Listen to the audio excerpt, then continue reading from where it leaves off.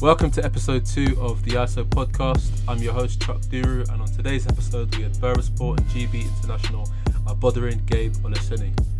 We discussed his career from being snubbed by Barking as a junior to playing at Iowa in the Big Ten, playing for the Miami Heat in the NBA Summer League, and his experiences playing professionally across Europe. We touched on his international career and had a really good discussion on what he thinks GB needs to compete with Europe's elite. Me and Abodunrin have known each other for a while, so it was great to have him on. He's a really smart, interesting lad who's had a great career to date and been a stellar part of the GB men's team for the last few years. It was a really insightful and entertaining conversation, so I hope you enjoy it. And as always, don't forget to like, subscribe and comment on the YouTube page. Here it is.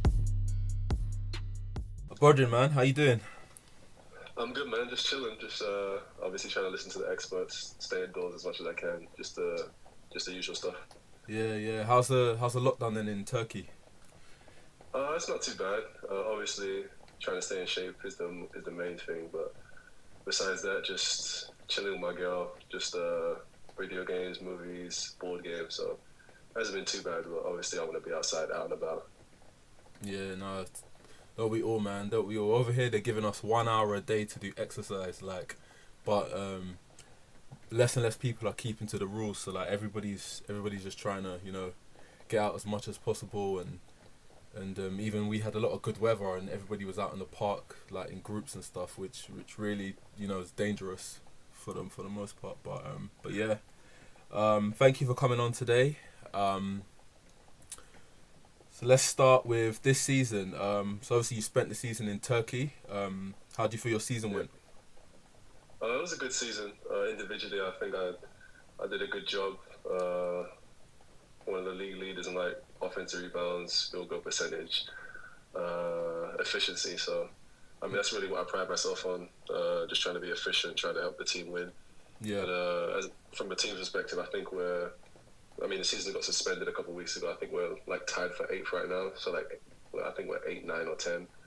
So we're in a good spot. So the goal for the season was to make the playoffs. So if the season does come back, I think we'll be able to achieve that. But it's still up in the air, Yeah, no, that's good. That's good. And your team was newly promoted, right?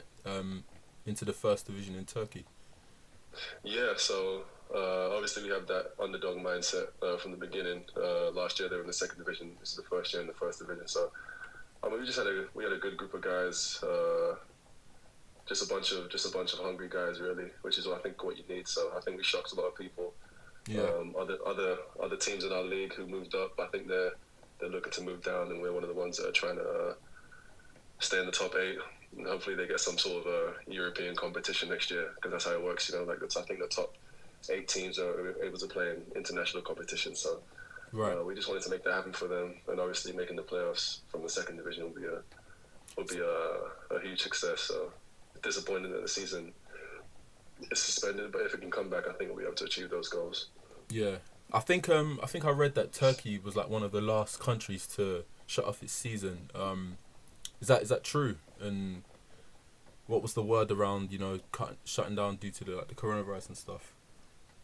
Yeah, obviously, I know a lot of people who played in different countries, so we saw stuff in China it was getting pretty bad, and then close to countries like Spain and Italy. So I think we knew it was only a matter of time, but I think our last few games we started to play games without fans. Right. And then our last game of the season, I think we played in Istanbul, and they said it may get suspended, and then it ended up being suspended. So it was kind of always in the back of our mind, obviously. When you're on the court, you don't really think about it, but in everyday life, people are wearing masks, people are wearing gloves, so it's kind of scary, but you just try and focus on the task at hand, really. Yeah, no, that makes a lot of sense. I'm sure you've seen the recent news in the NBA that they're thinking of allowing the practice facilities to open, but players have to wear face masks and stuff. What do you think of that if they introduce that in Turkey? Would you want to train in a face mask?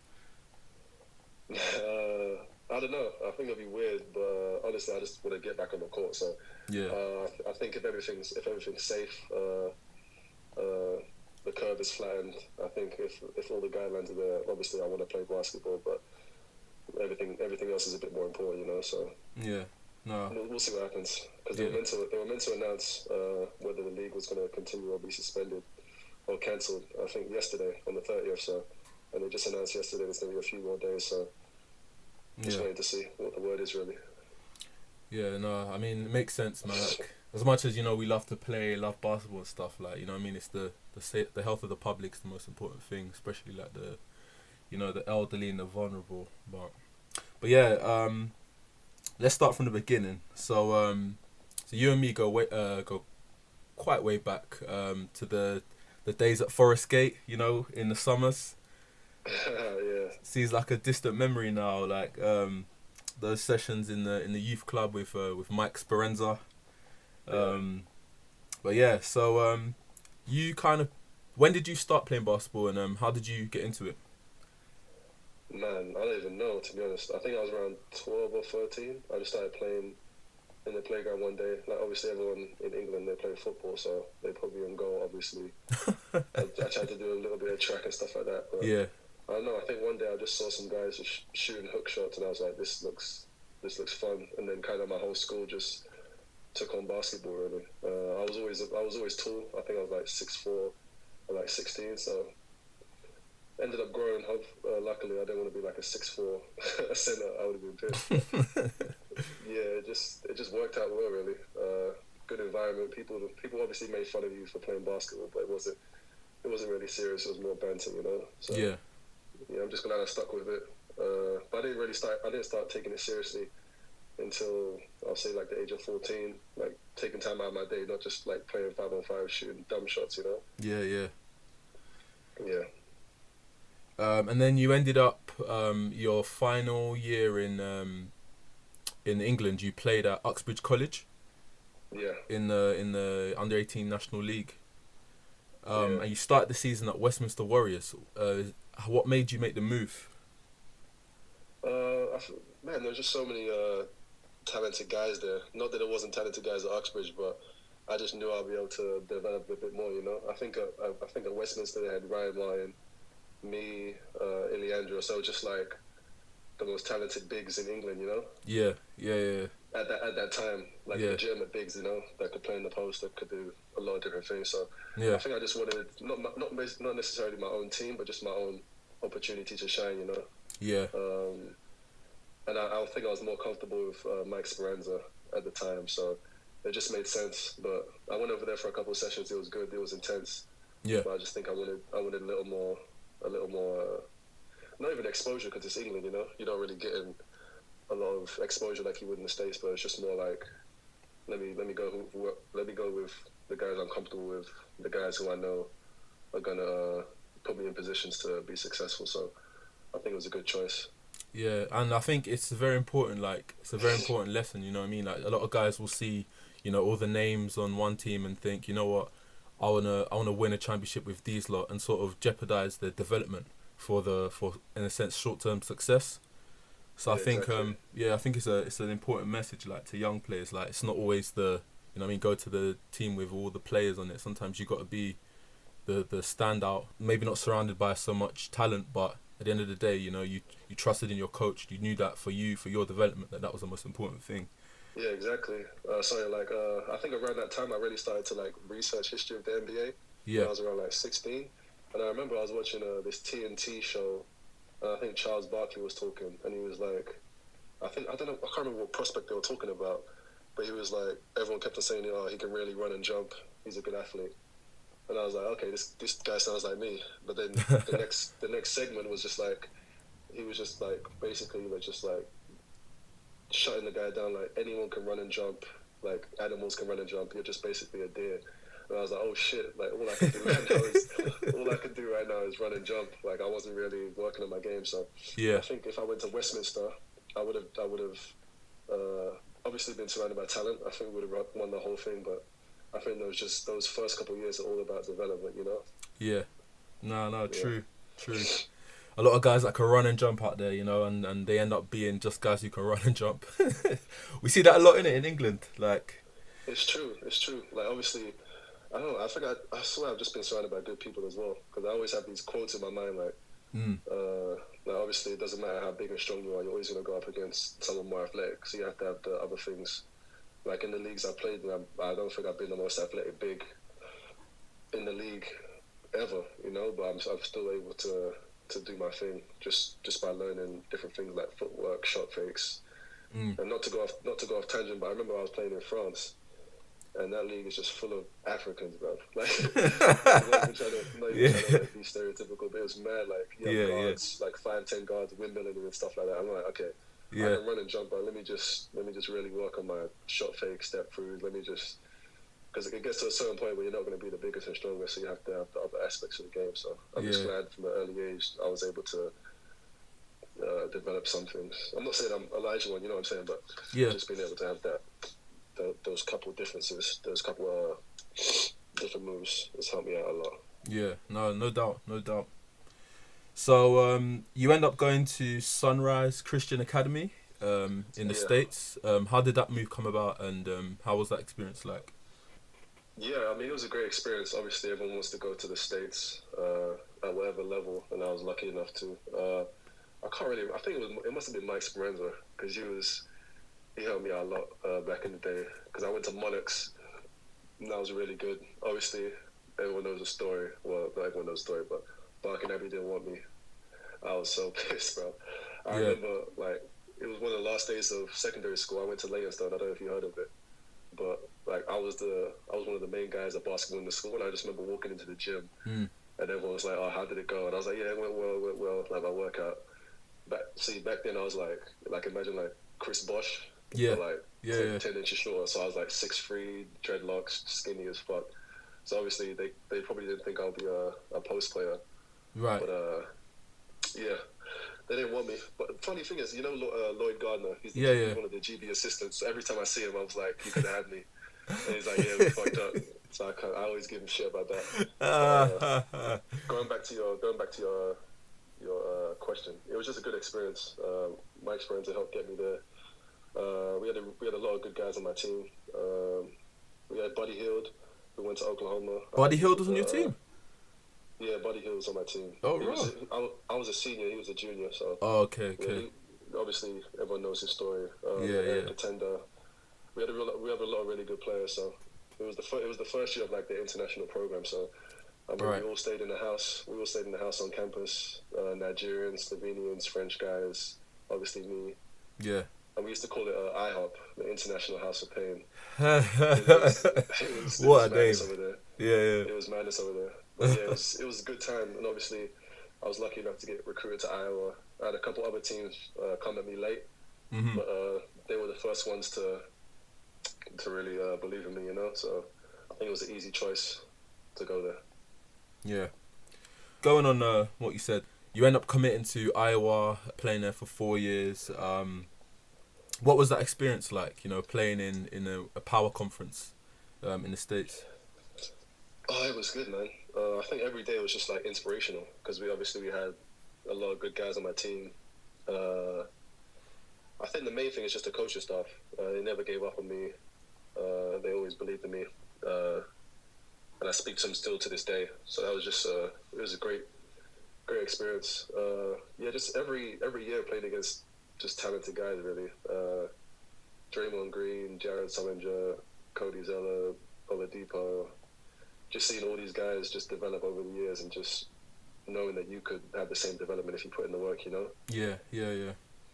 Yeah, so it's just, I mean, every game was against prospects, international prospects, so it was good just keeping you on your toes, you know? And obviously I didn't start until, I didn't start until my last year, senior night, so I always kind of had that chip on my shoulder, but I ended up winning the Sixth Man of the Year, which is something that's probably what I'm proudest of during college, so yeah. I think it was a good experience. Obviously, everyone wants to play more, everyone wants to be the man, but I think just the story of my career is just buying into your role, you know?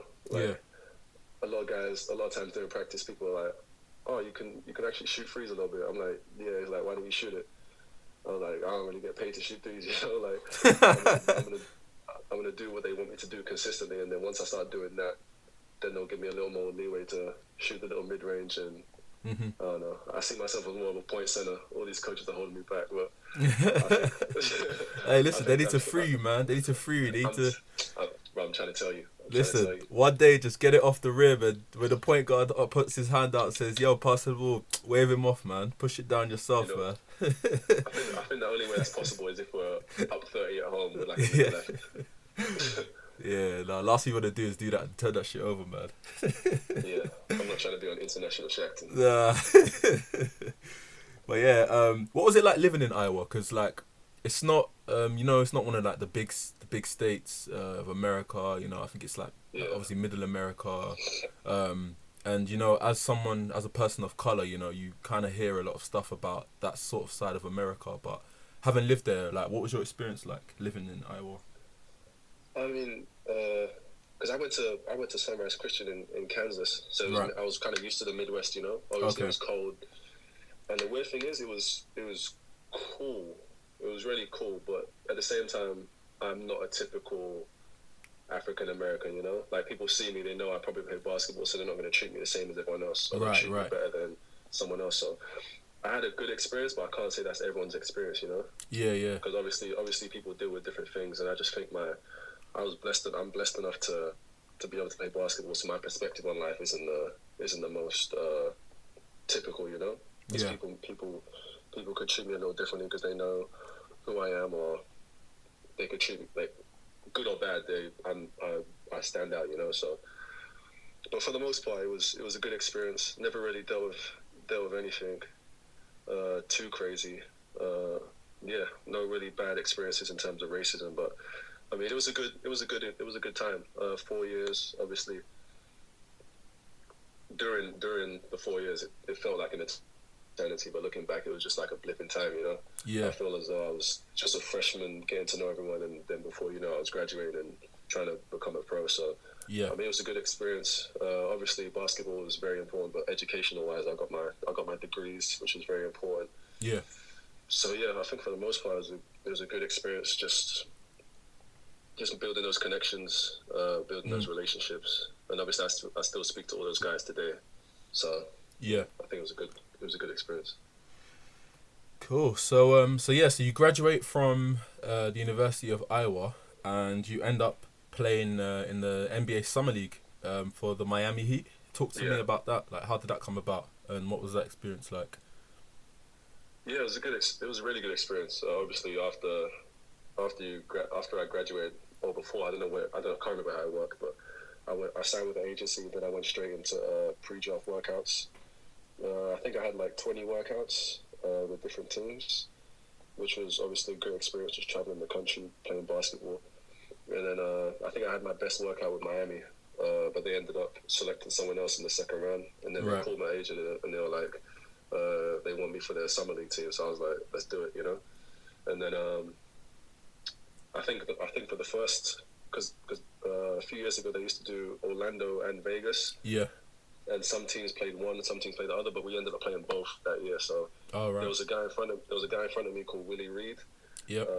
He was killing it. He was a couple years older than most of the guys, but he ended up getting signed by the Brooklyn Nets out of the Orlando Summer League. So I was actually I wasn't expecting it, but then I started like the last, I think, 5 or so games in Vegas. And the thing about Summer League is, I think you just have to have a good point guard, because everyone can hoop, at that level. Yeah.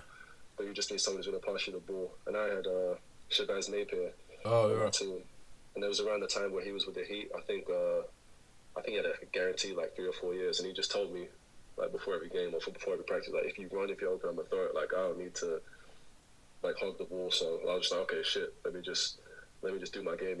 I'm not really a guy who needs the ball in their hands to score. Like, if I get it, I'm obviously gonna do my thing, but I don't really need the ball to be effective. And then I had a couple good games, and then I think they offered me a training camp deal, but I think they already had their roster set, so I would have had to go to the G League for a year, and the G League team was in South Dakota.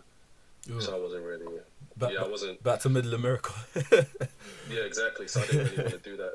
I wanted to like be more of a pro, So I think I signed my first deal. Yeah. After that, but yeah, Summer League was a good experience, great experience.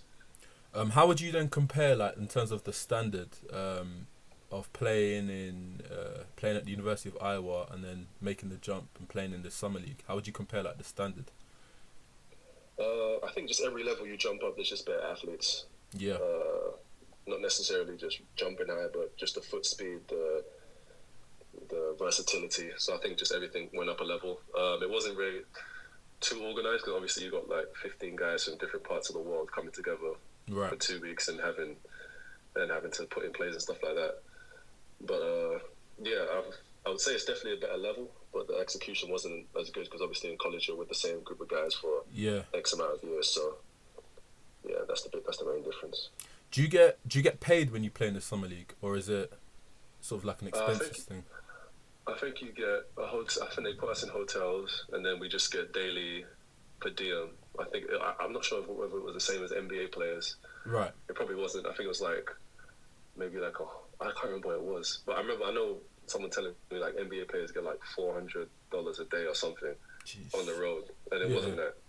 Because I was trying to save, Yeah. I was trying to save the money, and I only ended up going back with like a couple hundred dollars, and I felt like the man. So nah. Yeah. It was. They do take care of you, but obviously you have to find your own meals and stuff like that. So living in Vegas, we weren't eating the best. We were like going to McDonald's trying to save the money. Yeah. Just typical young nigga shit, Yeah. Yeah. No, I hear that, man. I hear that. So you end up signing in Germany with Bamberg, is that right? Yeah. So talk to me about that and playing in Germany in they call it the BBL as well, the Bundesliga. Is that what this? Yeah. Bundesliga Basketball League or something like that. Yeah, but yeah, talk to me about that. It was a good experience. Obviously, it's my first year as a pro. I won't say it was really a culture shock, but I wasn't playing as much as I would like to during my first year. So I actually moved to another team in the BBL, Gießen, which is like I think 2 hours away. But that was a great experience. Obviously, just playing a lot, getting the minutes, because at that point it's still about development, Yeah.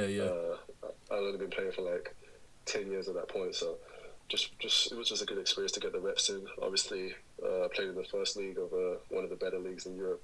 Yep.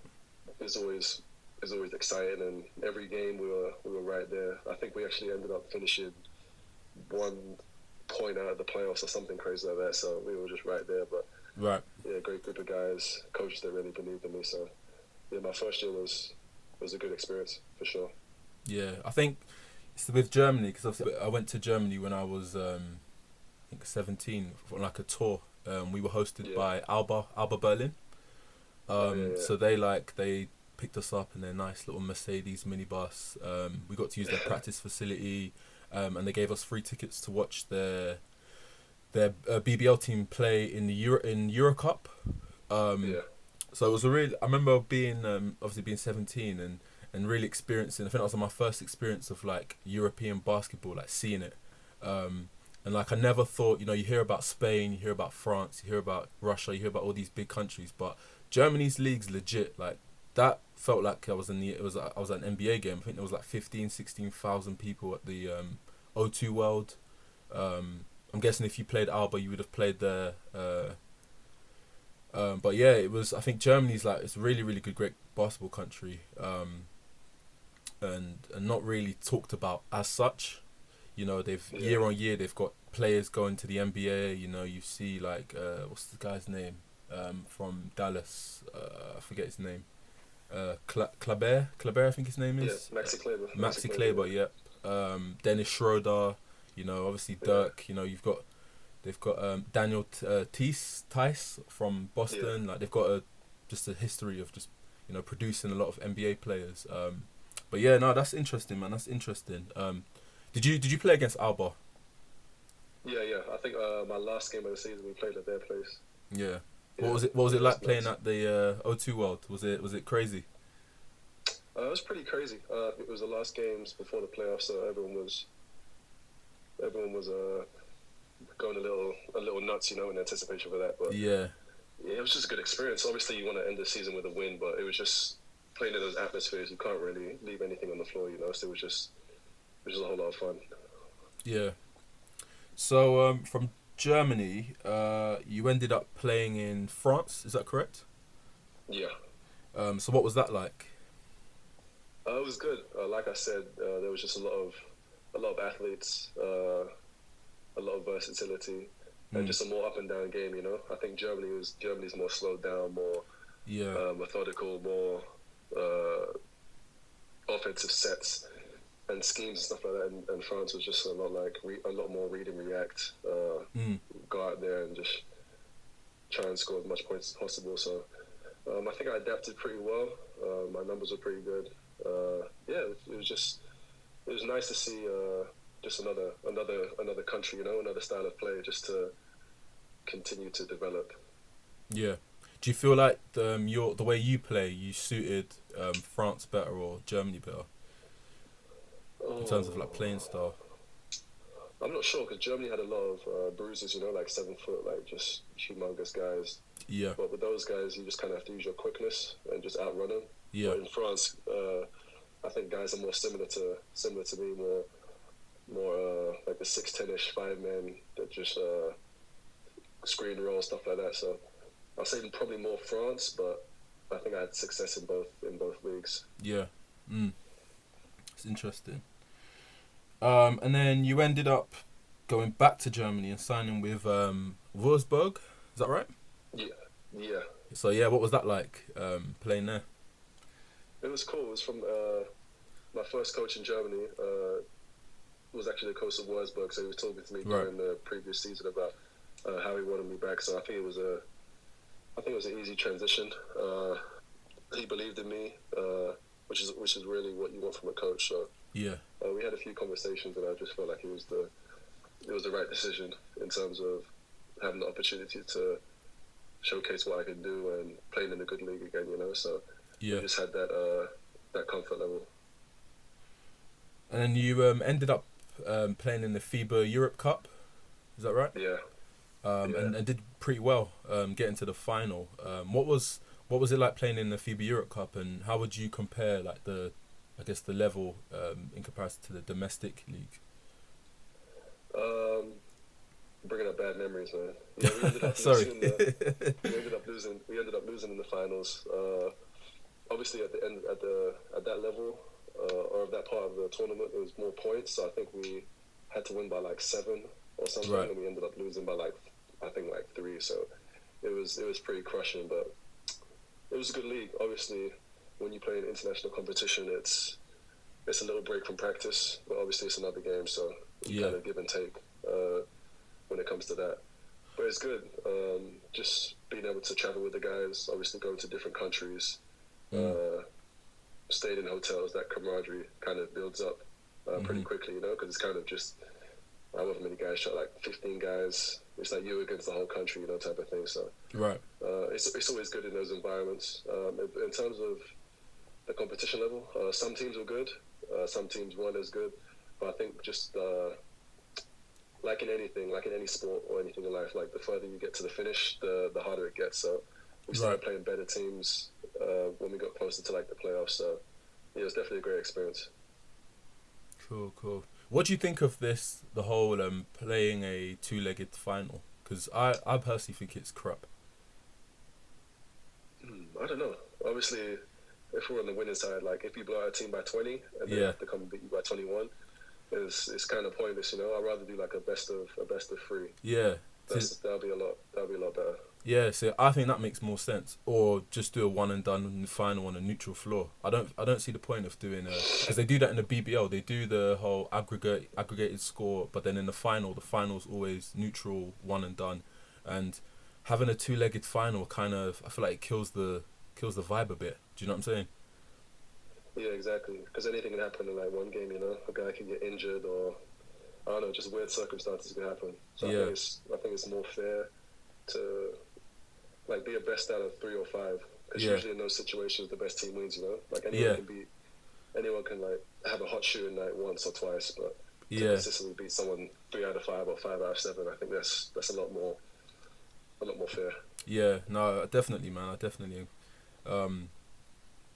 I hope to see that change, man, because I don't know. It just feels a bit.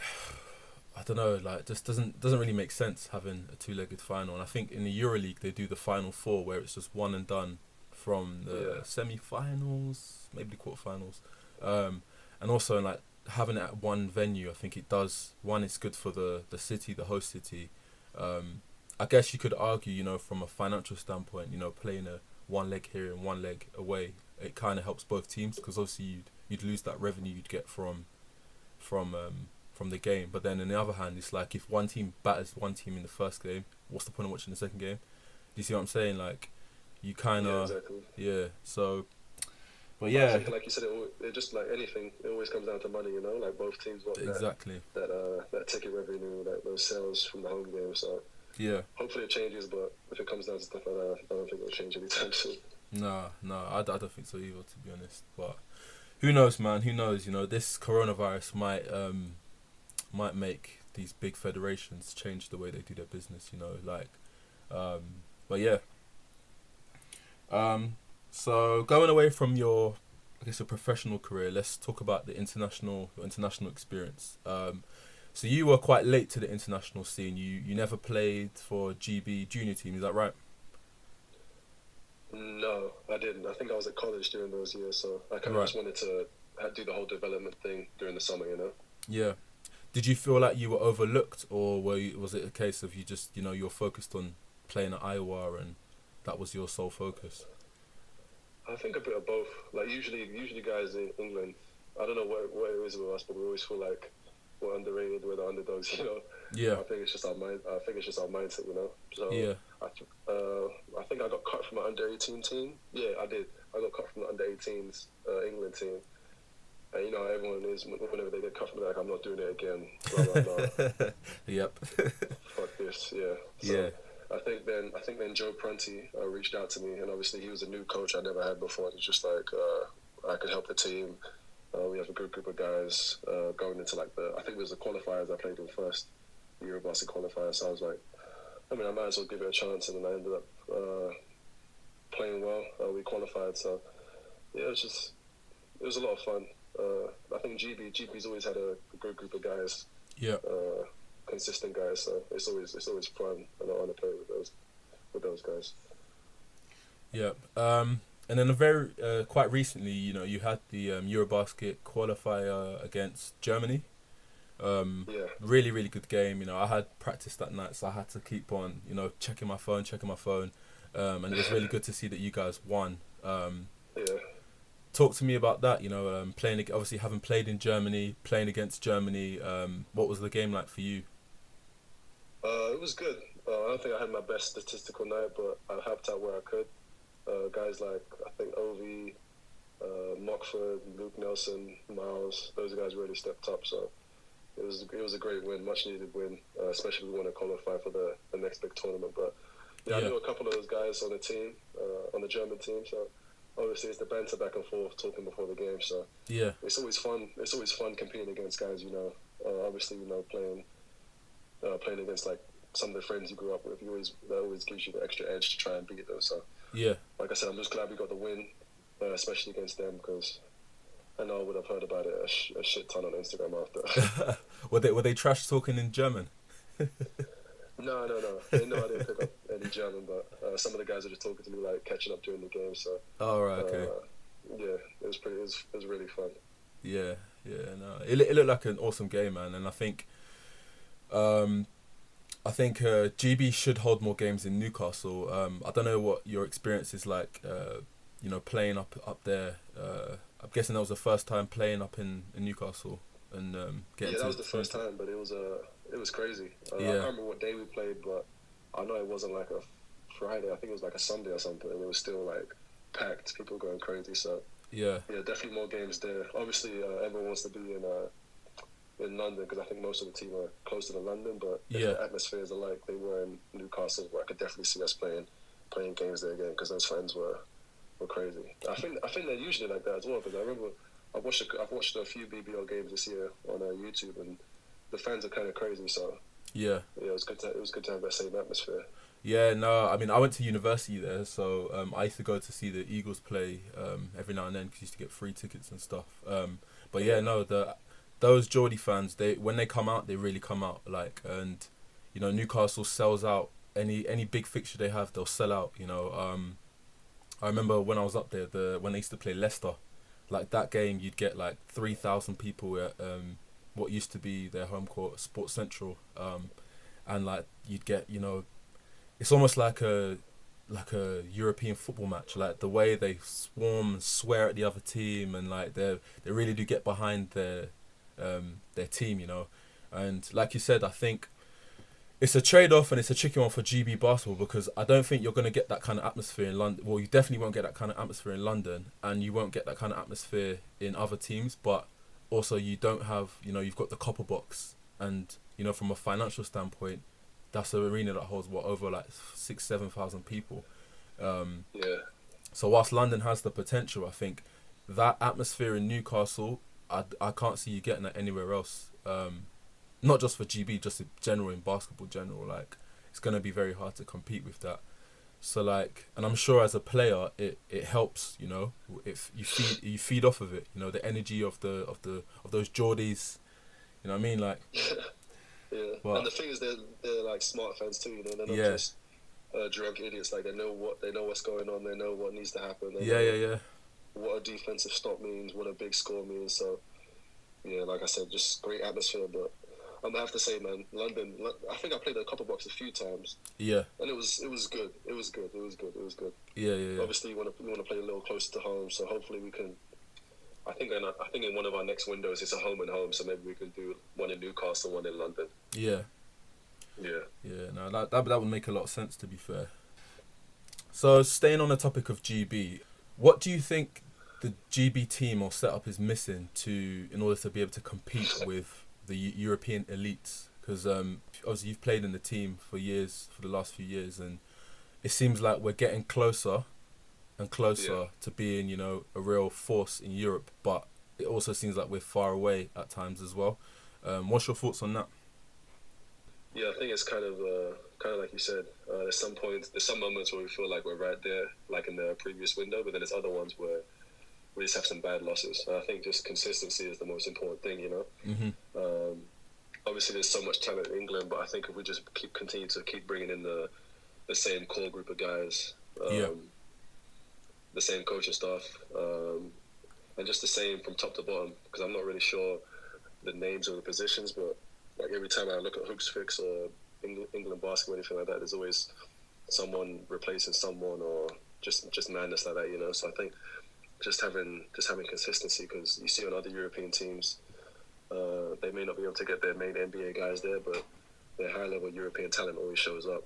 So I think we just have to have that consistency, and that way we're just hitting the ground running. We're not rehashing plays, we're not learning new defensive concepts. So I think just the consistency from top to bottom, the same guys showing up. And I think just accepting roles. I think that's what we've been able to do.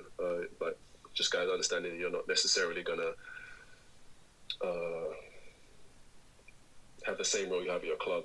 Like you may get 10 shots at your club, you may only get 3 shots here, but they're going to be huge shots, and we need you to make them. So I think just guys buying in, which we've done these previous windows, guys buying in, being consistent, and then just playing for the team. Because a lot of times, like when we used to have camps in the summer,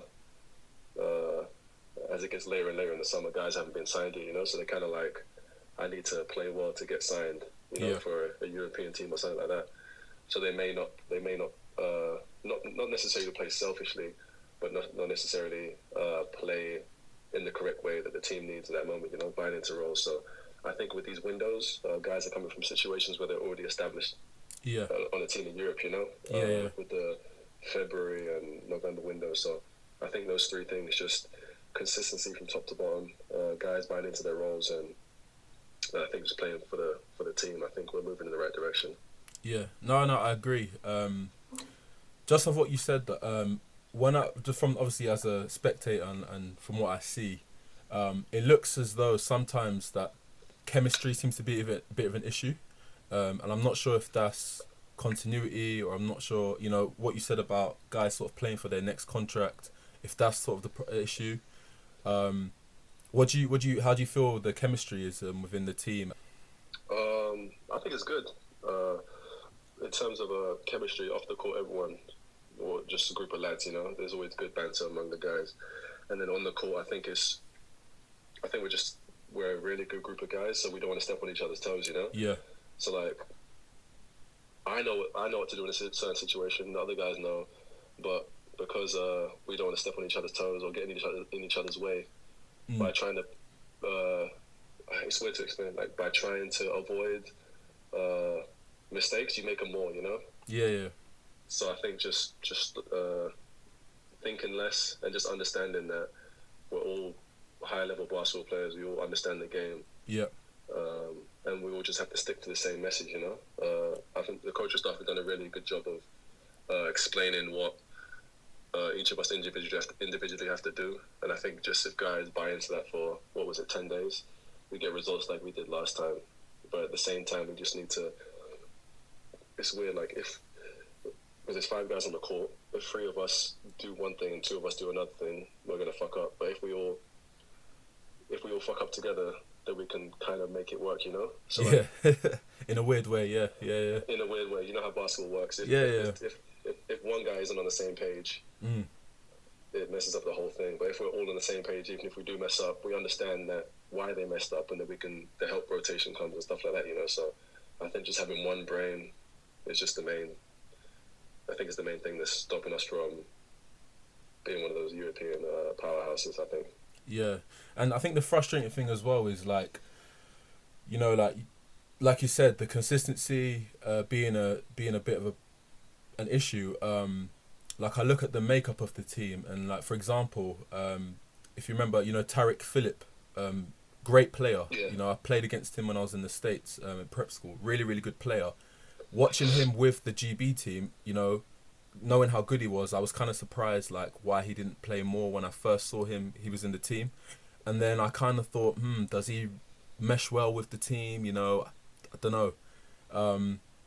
And like, I say him obviously because he's really good, but I think there's that balance, between getting the most talented guys and also getting the guys that fit together.